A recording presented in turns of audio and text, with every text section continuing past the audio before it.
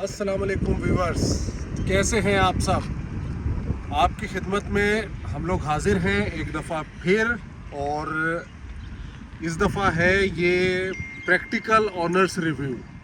और गाड़ी कौन सी है? गाड़ी है होंडा सिविक ओरियल 2025 मॉडल। इसमें रिसेंट अभी हमने ये ट्रिप करा है गिलगित, हुंसा, और गए हैं हम बाबूसर टॉप से, नारायण बाबूसर टॉप से। तो ये ट्रिप करा है इस गाड़ी पे हमने।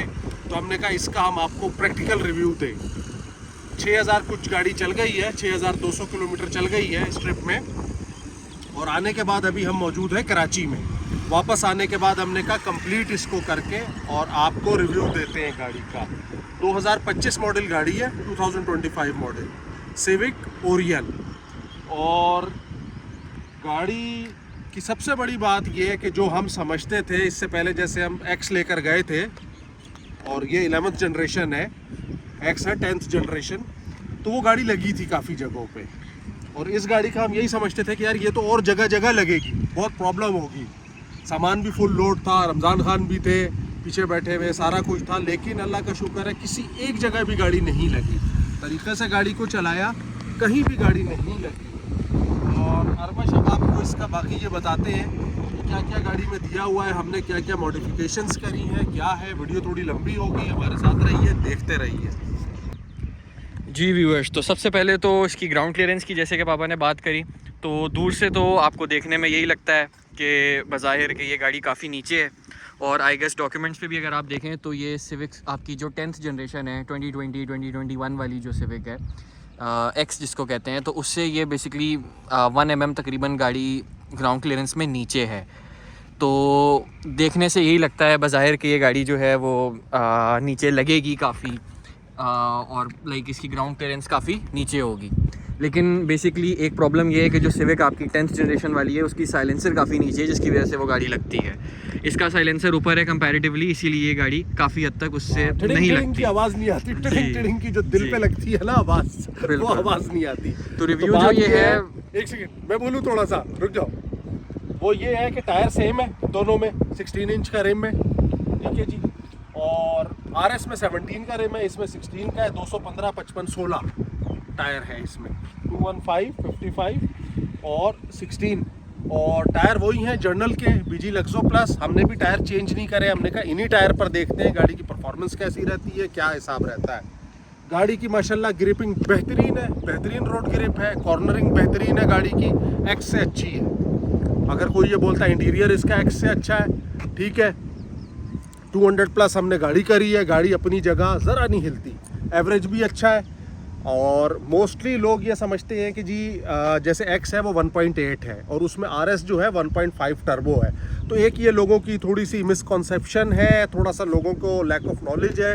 वो ये समझते हैं कि इसमें भी जो ओरियल है वो 1.8 है और RS जो है वो 1.5 है। इस मॉडल में 11 जनरेशन में RS एंड ओरियल दोनों 1.5 है, 1500 सीसी टर्बो।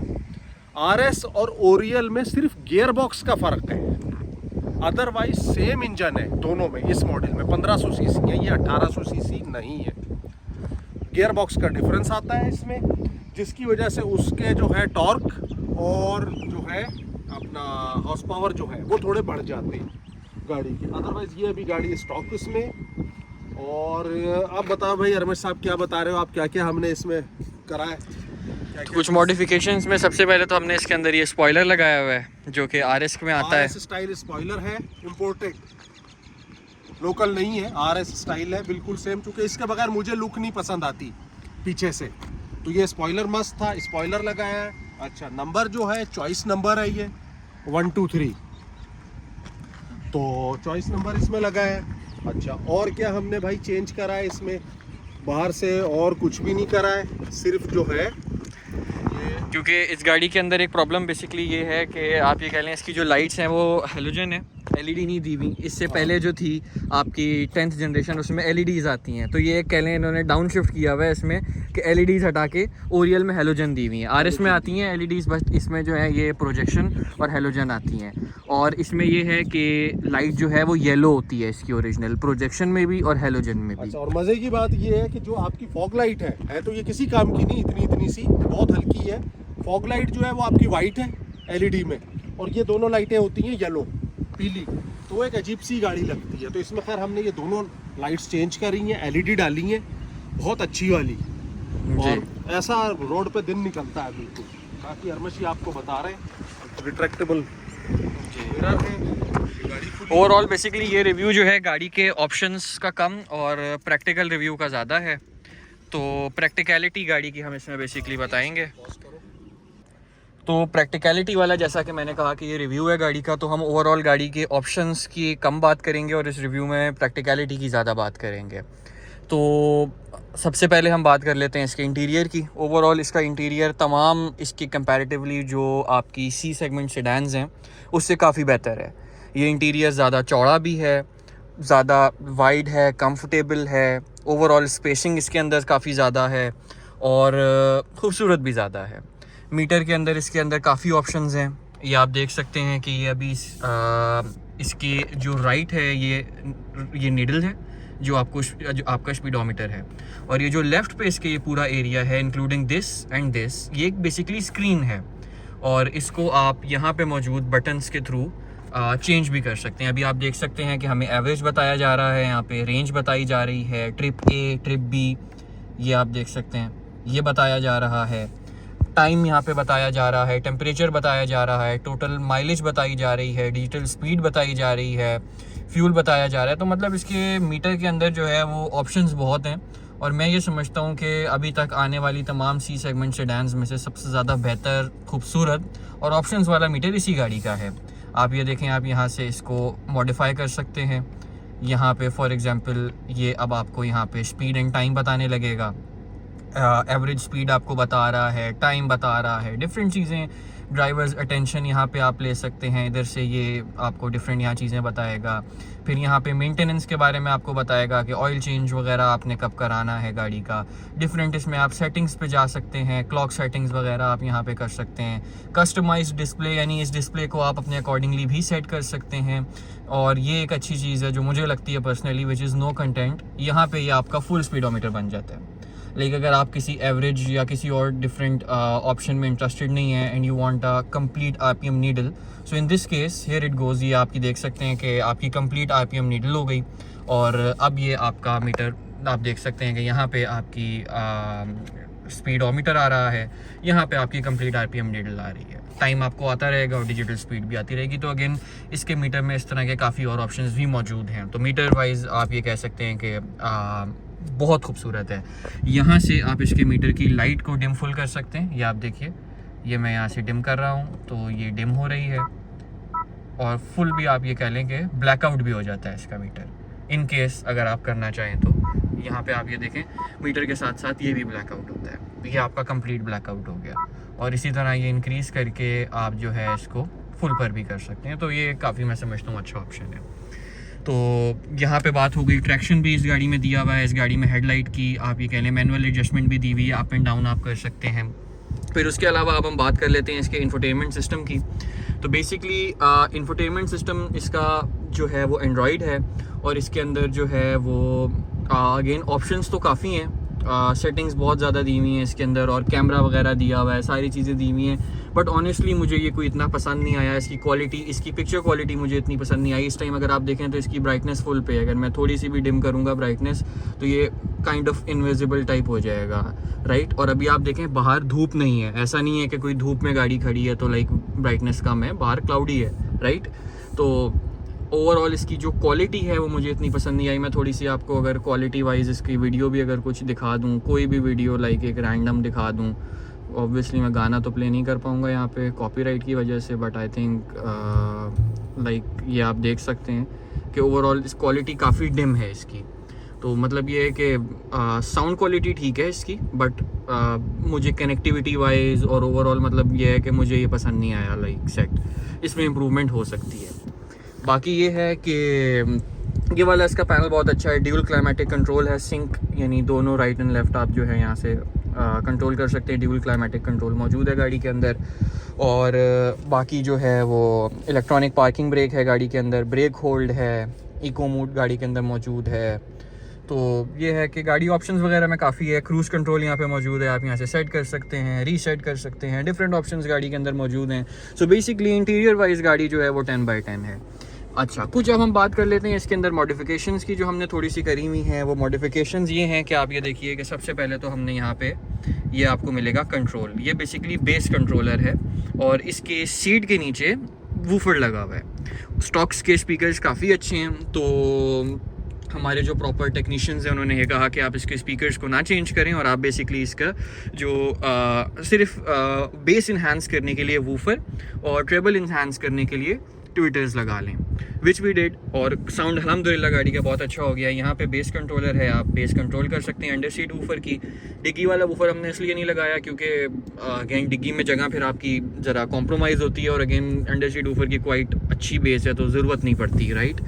और ट्विटर्स की बात की जाए तो ये आप देख सकते हैं, ये किकर के ट्विटर्स हैं, एक राइट साइड पे और प्रॉपर इनको इंस्टॉल किया गया है लेफ़्ट साइड पे। तो इनसे ये है कि ओवरऑल ट्रेवल गाड़ी के अंदर बहुत अच्छी आती है। उसके अलावा जो है अगेन ये हमारी वीडियो रिकॉर्डिंग के लिए डैश कैम मौजूद है, ये हमारा गोप्रो मौजूद है रिकॉर्डिंग के लिए और साथ में ये हमारा गारमिन का नेविगेशन सिस्टम मौजूद है जो कि मैप्स ओवरऑल आपको दिखाता है। थोड़ा सा मैं अगर आपको गाड़ी के बारे में और बताऊं तो ये बेसिकली 7D मैट्स गाड़ी के अंदर इंस्टॉल्ड हैं, रेड और ब्लैक कलर के अंदर, और उसके ऊपर 7D हैं और ये प्लास्टिक के हमने और ऊपर प्रोटेक्शन के लिए डाले हुए हैं। तो ये 7D मैट्स में बेसिकली ये होता है कि काइंड ऑफ कंप्लीट गाड़ी की मैटिंग हो जाती है। सो लाइक ये है कि जितना भी कोई कचरा वगैरह सारा कुछ, ये देखें डस्ट पार्टिकल्स वगैरह जो थोड़े बहुत हैं वो आपके प्लास्टिक के उसके ऊपर और डाले हुए हैं। हाँ जी, तो लाइक वो कारपेट पे नहीं जाते, कारपेट आपका टोटल प्रिवेंट हो जाता है। ये दिखाया यहाँ से लाइटिंग, जी जी दिखा दिया, ये मैं आपको दिखाता हूँ जी। बैक साइड से भी जो है वो ये आप कह लें कि ये प्रॉपर 7D मैक्स गाड़ी के अंदर मौजूद है। और ये AC वेंट्स और साथ में आप ये देख सकते हैं कि चार्जिंग भी दी हुई है, USB चार्जिंग है। तो ये है कि पीछे बैठने वाले लोग जो हैं वो USB चार्जिंग भी कर सकते हैं। एक थोड़ी सी चीज़ मुझे जो सिविक्स के बारे में थोड़ी सी बुरी लगती है वो ये है कि ये इसमें हम्प होता है। ग्रैंडी, यारिस वगैरह या फिर टोयोटा की जो मोस्टली सेडान्स हैं उसमें ऐसे सच कोई ही हम्प खास नहीं होता। तो ये है कि जो पीछे तीसरा बंदा बैठता है उसके लिए थोड़ा सा ईजी हो जाता है बैठना। लाइक हम्प में आपको ऑब्वियसली थोड़ी प्रॉब्लम होगी, आपके शूज़ वगैरह थोड़े से जो है ना वो फिर अटकते हैं। तो उसके अलावा ओवरऑल अगर इसकी बैक सीटिंग की बात की जाए तो वो अच्छी है, आई गेस ग्रैंडी से बेहतर है और ओवरऑल कंफर्टेबल भी ज़्यादा है। इसकी ख़ास तौर पे ये जो बैक है ये बहुत कंफर्टेबल है, बंदा बहुत सुकून से बैठता है। लेग रूम वगैरह ओवरऑल किसी भी किस्म की आपको कोई इशू नहीं होता गाड़ी में बैठते हुए। इस टाइम ये सीटें पीछे हैं, उसके साथ साथ आप देख सकते हैं कि लेग रूम क्वाइट डिसेंट है गाड़ी के अंदर और ईजीली आप बैठ सकते हैं। थोड़ी सी हम बात कर लेते हैं अब गाड़ी के ट्रंक के बारे में। तो ट्रंक में गाड़ी के आप ये देख सकते हैं कि इन्होंने होंडा वालों ने शॉक्स दिए हुए हैं, ये जिसकी वजह से ऑटो आपकी ट्रंक ओपन हो जाती है।